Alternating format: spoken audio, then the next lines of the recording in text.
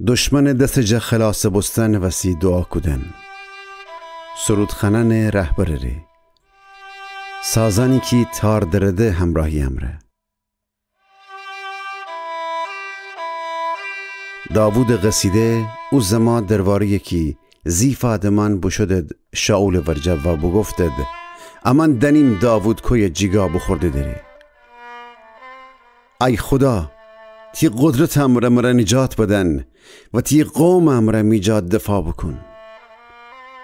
ای خدا می دعای بشنو و می گبن دقت بکن، چون که ناجور آدمان می زد ویرشتد و ظالم آدمان خیده مرا بکشد. اوشن او آدمانی است که تره نشناسده، ولی خدا می یاور بده کسی است و می جان جا محافظت کنی. تو می دشمنان اوشن کرده کاران را تنبیه کنی. تو امینی سی و اوشن در ریشه کنی. ای خداوند می دیل و سنم را تیره قربانی پیشکش کنم و تیره شکر کنم، چون که تو خورم چیزی.